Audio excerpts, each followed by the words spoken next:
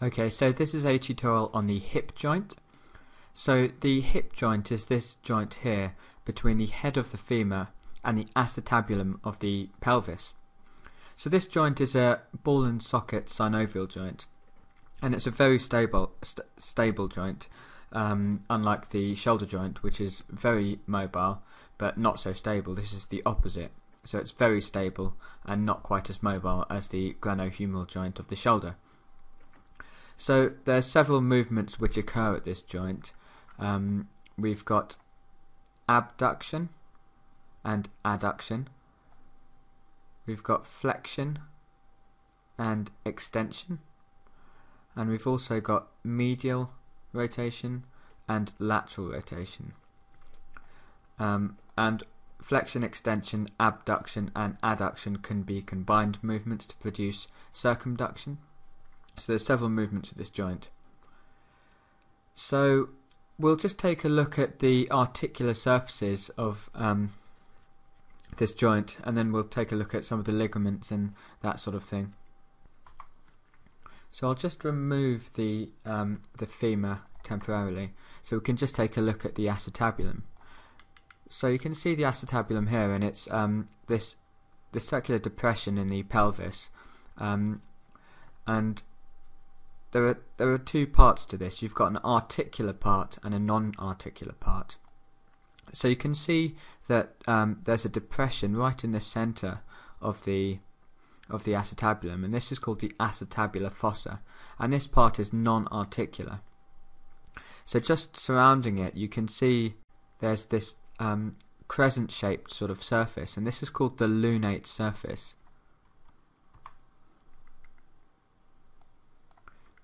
So I'll just zoom in a little bit further and I'll draw that on for you. So you can see, so what I'm drawing on here is the lunate surface. So this surrounds the acetabular fossa, and this is the articular part of the acetabulum. So the acetabular fossa is this bit in the middle, which I'm just scribbling on, and just you'll notice that there's a little gap between these two ends of the lunate surface. So this is called the acetabular notch. So the acetabular notch is inferior on the acetabulum.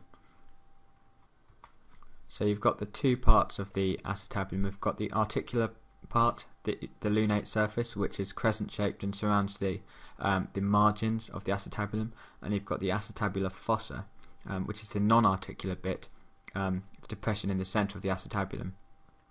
So the acetabular fossa is the point of attachment for the ligament of the head of the femur, which I'll show you in a moment. So surrounding the margins of the acetabulum, you've got a fibrocartilaginous collar. So this is called the Acetabular Labrum, and this deepens the acetabulum, so it stabilizes the joint further. And as it crosses this notch here, the acetabular notch, it forms a ligament called the Transverse Acetabular Ligament.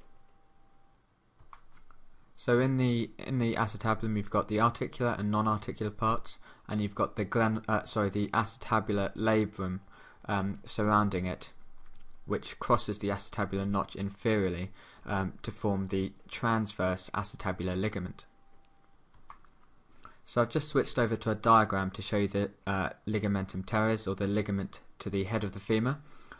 So this ligament attaches at one end to the acetabular fossa, and it attaches on the head of the femur on a point called the fovea, which is the non-articular part of the femur.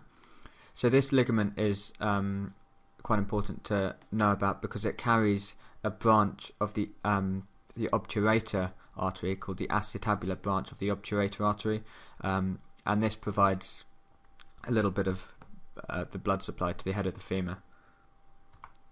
So here's a femur that's been isolated, and you can see this little depression on the head of the femur, so that's where the ligament of the head of the femur attaches, and this is called the fovea, and it's the non-articular part of the femur,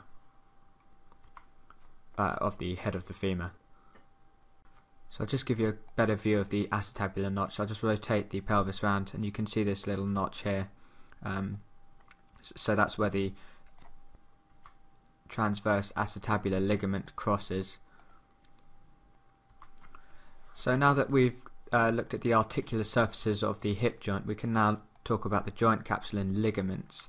So here we're looking at the joint capsule of the hip. So we'll just take a look at the attachments of this joint capsule.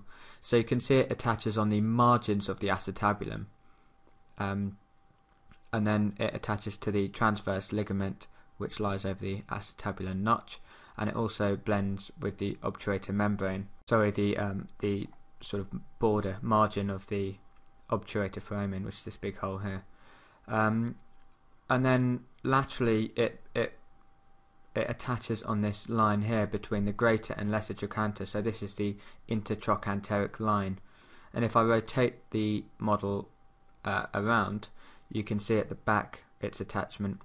So it attaches just a bit proximal to the intertrochanteric crest. So that's the attachments of the joint capsule, and it's really important to know the attachments of the joint capsule because the main blood supply to the head of the femur comes from vessels that travel underneath the capsule along the neck. So if you remember, I talked about the blood supply that comes directly into the head by the Ligamentum Teres, or the ligament to the head of the femur, but that's not a big amount of blood supply. So the main blood supply is through these vessels which come underneath the joint capsule, up the neck. So this is important because if a fracture of the neck of the femur is intracapsular, so within the boundaries of these attachments, then the blood supply to the head of the femur can be compromised, and you can get avascular necrosis, which just means death of the tissue because of a poor blood supply or disrupted blood supply. So if a fracture occurs outside the boundaries of this joint capsule, so extracapsular, then it's unlikely that the blood supply will be compromised. So you've got three ligaments which reinforce this joint capsule. You've got the Iliofemoral Ligament, the Pubofemoral Ligament, and the Ischiofemoral Ligament. So the Iliofemoral Ligament is this ligament here, and this attaches just between the anterior inferior iliac spine and the sort of margin of the acetabulum. So you can see the anterior inferior iliac spine here and the attachment of the Iliofemoral Ligament, and it's got this kind of Y shape. So you can see this, I'll just isolate it. So you can see this Y shape of the Iliofemoral Ligament, and it attaches on this intertrochanteric line. And then we've got the Pubofemoral Ligament. So that's this ligament here which I've just isolated, and this attaches on the iliopubic eminence and attaches onto the femur. And if I rotate the model posteriorly, we can see this final ligament, the Ischiofemoral Ligament. So this attaches at one end to the ischium, and at the other it attaches to the greater trochanter. So it's this ligament here. So that's the hip joint.